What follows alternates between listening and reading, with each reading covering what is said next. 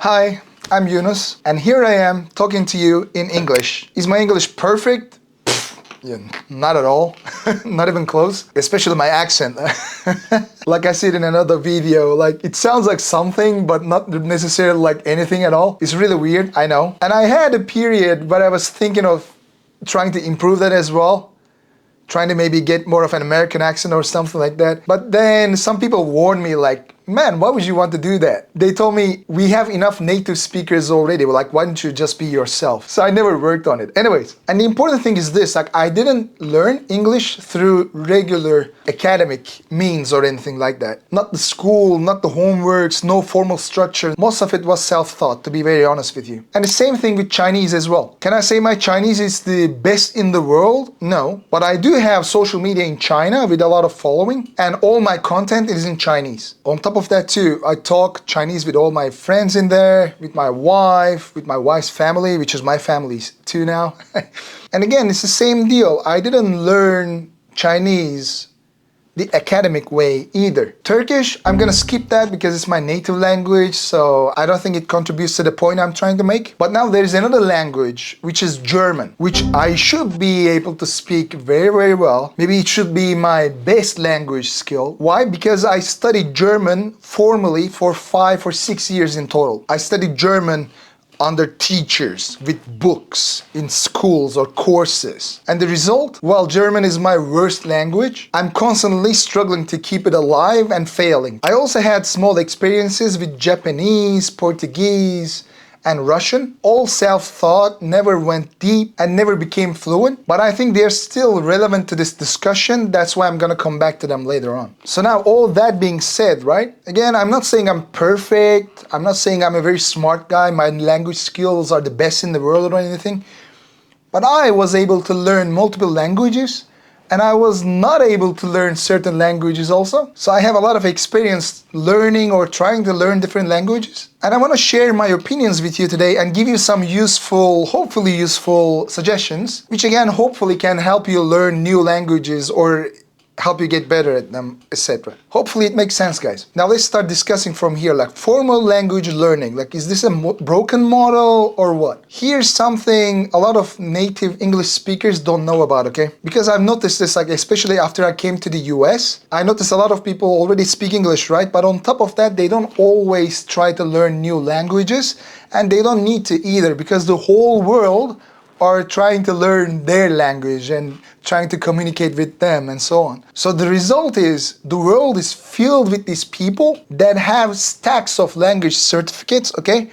But they cannot hold a conversation with you. Like you can see their CVs, or they can speak this language, that language, and when you try to talk with them, there are no real skills. Either they completely freeze when they're trying to talk, or they just sound like this overly formal robot or something. Like they might know very absurd technical words that even the natives might not know themselves, or they might be surprised to hear, but they get stuck on everyday normal phrases. So I would like to ask myself, is that the way that I would like to learn a new language? Like for me, I'm the total opposite. So far, my experience has been that when I learn a new language, I tend to blend in with the everyday people fairly easily. I might miss some technical words, but I can easily ask what they mean, and usually I can understand from a simple explanation. And I think that's okay, to be honest with you. The problem is, I think the formal language methods are just like too structured, too perfect, if I might say so, and not really what you use in your daily life. Like I've lived in the US for 2 years now. I never had a conversation with someone. Hello, my name is this. What is your name? My name is this. How are you? Fine, thanks. And you? I'm fine, thanks.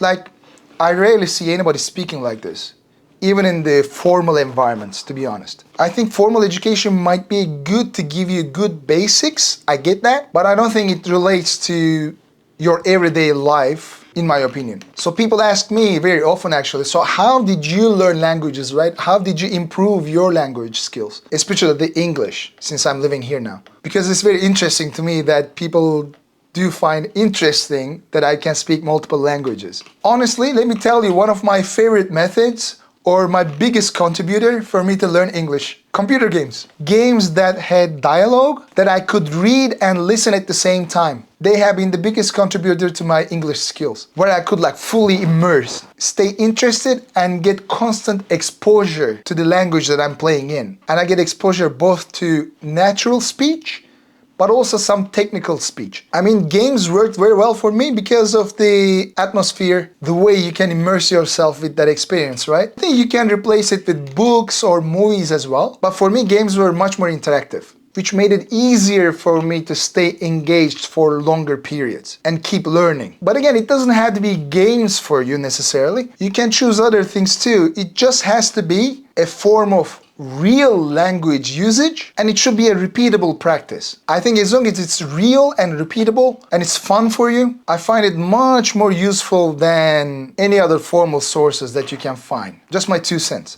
Now, speaking with real people, in my opinion, always is the king or queen, whatever you want to say. Especially if the person you're talking to wants to talk with you and wants to help you improve your skills. Because that's the real life. That's what you're really preparing for, right? Yes, it can be a bit hard to find the people to interact with, to practice with. But today, I think it's even easier than it's ever been, right? You can go online and literally talk with someone that's at the other side of the world in real time. So if you had to build up these connections to begin with, right? Like playing games again, maybe, I don't know. It could be some forums online, some websites where people have some discussions going on, whatever, right? Like Reddit, whatever. And once you find a form of connection, well, you can communicate with everybody just from the comfort of your own room, right? There are even some like paid apps I've noticed these days that I don't think are very expensive, but you can find paid tutors that can talk with you for like 30 minutes, 1 hour, whatever it is, right? And then you can have discussions with them and you can learn from them. I find it super, super useful, like communicating with actual real people. And I did this a couple times as well. Not very often, not as often as I would want it to be when I was a kid or whatever, right? But my parents sent me to these like summer courses where we would have some foreign teachers or whatnot. I tried to find some pen pals online. I remember doing that. But really, like trying to talk with actual people helped me quite a lot too. And you might also, I know like some people like doing this, like for example, 2 non-English speakers and they are family members and stuff and they try to talk English with them and stuff. I find this very useful too. It's just very awkward. I don't know, it just feels like weird. Maybe it's me, I don't know. It just feels like really weird to me. When you try to like force practicing yourself with a family member or a good friend. I don't know, I was bad at it. Maybe you guys are good at it. So what about the apps and stuff? Sure, I see how useful they can be, but I just don't find them efficient or motivating enough for myself, to be very honest. Like what? Like for example, Duolingo, right? I find it cool, I find it fun, but I just find the structure a bit limiting. It just doesn't let me practice the way I want, in my opinion. Now, back in the day, I liked Rosetta Stone a lot. It actually worked very well for me. I like the concept of trying to teach you the language the natural way, like in the way that a kid would learn and stuff like that. Especially if I paired it with something I really liked. Like for Japanese, I tried watching animes and reading manga. I do think it kind of helped me quite a lot, but I haven't used it for a long time, so I don't know the state the app is in right now. You might want to just have a look yourself. But I do find it engaging enough. I just find it, again, having some limitations within the course that they're giving to you, right? But I think no matter what your favorite way of getting that language input is, the thing that most people don't talk about in language is the output. And this is where I see most people struggle with, like outside of the US. I mean, like for example, when I lived in Turkey, when I lived in China, right? The biggest amount of people who has issues with the language was like they could listen and understand you, they just couldn't talk. A lot of these formal courses focus a lot on the input, but in my opinion, not often much on the output is needed. And that's the kind of result. Therefore, many people get stuck in passive learning, like reading, watching, listening. Cool, awesome. For me, producing the language, even if it's broken, is what created the fluency. Like back in China, right? My Chinese was really, really bad. And I was still doing these videos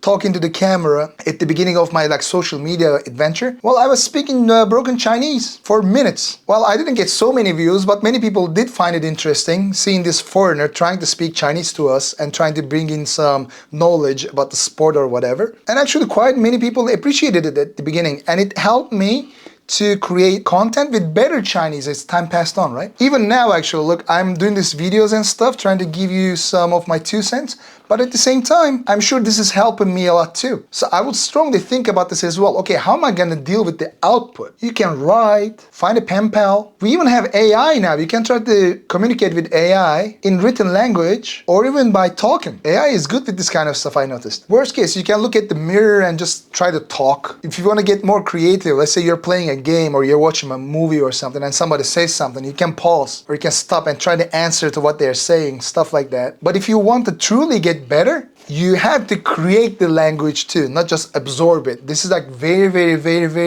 very important. Here's the other thing also. Now it feels like I'm totally against formal language education or something. Not at all. I still value learning solid basics. Grammar, structure, foundational vocabulary. These are very important skills. It's just that I think schools don't do much of a good job beyond that point. It just feels like you're teaching someone how to crawl and then walk, but kind of still carry them around kind of feeling. You need the basics, but once you learn those, you need to be thrown into the fire a bit. That was actually my Chinese learning experience too. My first year, I joined the language course in China. My grades were horrible. I did a very bad job, I'm being honest. So I wasn't creating the results that the formal educators were looking for, right? However, just me being exposed to that and me practicing with regular everyday people still turned out to be a form of real repeatable exercise and did help me build up solid foundations in my own way. Honestly, it was less the classroom and more the environment around me, right?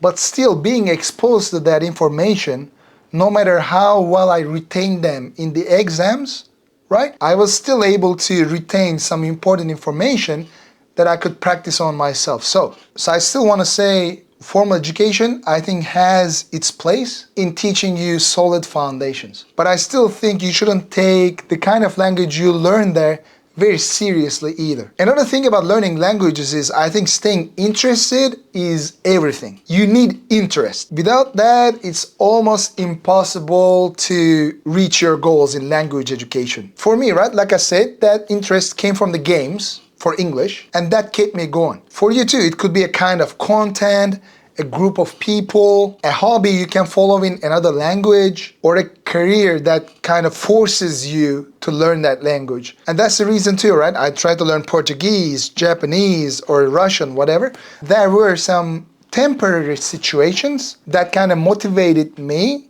to learn these languages. But the moment that temporary situation passed, or I started not seeing the need anymore, I just stopped being interested, which resulted in me not learning anything further. So the moment you lose the interest, it's gone. For example, in China, my motivation, my interest was survival. I didn't know the language, I had no one, but I had to survive. What am I gonna do? Well, I have to learn Chinese. I would go to the stores and I would try to explain them what a nail clipper is. Like this, I do this, my nails, I clip. And they would give me, and they were often nice enough to kind of teach me what it meant too. Good times, right? And I think interest in language is important, but also trying to have a bit of interest in learning is quite important as well. I remember being a kid, my parents would buy some books with some English in them, some toys that had some English descriptions on them and stuff. I was just normally curious about these things, right? I'd read them, I tried to figure them out, and whenever I had a question about a certain word or whatever. We didn't have Google back then. My parents' English skills are not perfect either. So I just had dictionaries. So anytime I had a question, my parents would say, go check the dictionary. Or they would say, go check the encyclopedia. And that habit stuck with me. It just turned into a genuine curiosity. And I tried to learn everything myself. When I went to the schools, I never took English classes seriously, but I still passed the exams. I already understood more than what the tests asked, even if I didn't remember the grammar rules very well or whatever. I often had the privilege of being able to pass extra courses that were mandatory to many other people because I didn't need them. And it's all that self-learning, self-interest actually. Nobody really taught me how to speak English. And maybe that's why I have this accent too, because my information just came from everywhere. So it's just a soup of like weird way of pronunciations and stuff like that, right? I don't know. One thing though, guys, if you're really into books and learning into books, I would recommend you just getting yourself some cheap, affordable phrase books. I think they're often cheap and they give you something to work with. What I always liked doing was finding some sentences that I really like, practice them so I have something to use, and then try to break them down. Why this works, why does this phrase means this. When I kept doing this, I was able to rebuild them in my own way too later on, which helped me to build other sentences. This always felt to me more useful than, let's say, using flashcards, for example. Flashcards are awesome. Flashcards are amazing to improve your vocabulary, in my opinion. But whenever I got into the flashcards, I could never stay there like long. I just lost my interest like very quickly because I'm just using words. I'm not getting language skills, if it makes sense. I think what makes a language is not how many words you memorize. I think you can get away with less words, but a good skill of using these words. I don't know if it makes sense. So that's why I like phrase books a lot, like much more so than flashcards. Final thoughts? Yeah, guys, that's how I learn languages myself and how I failed learning languages too. It was mostly through exposure, conversation, interest, and immersion, not textbooks. And I truly believe for most people, it's not about being very gifted, being very smart, or studying 10 hours every day. It's about something that you like to stay with, which helps you with the language input and output, and sticking with it. And then finding a way to use the language in your real life and just keep doing this. Being patient too, obviously. So even if the exact way I did doesn't work for you or doesn't feel very interesting to you, I hope the concepts I talked about was useful so you can take whatever you want from there, and hopefully you can also learn some new languages or get better at the languages you learned before or whatever. What do you guys think? Let me know what you think. Let me know of your experiences with learning languages. I would like to read your experiences and learn from them. Other than that, I hope you guys liked the video. Even if you didn't like the video, guys, I appreciate you for watching this long. If you want to support me, please don't forget to follow or drop a like. I really appreciate your support, guys. Thank you so much. Hope to see you guys in the next video. Take care. Bye-bye.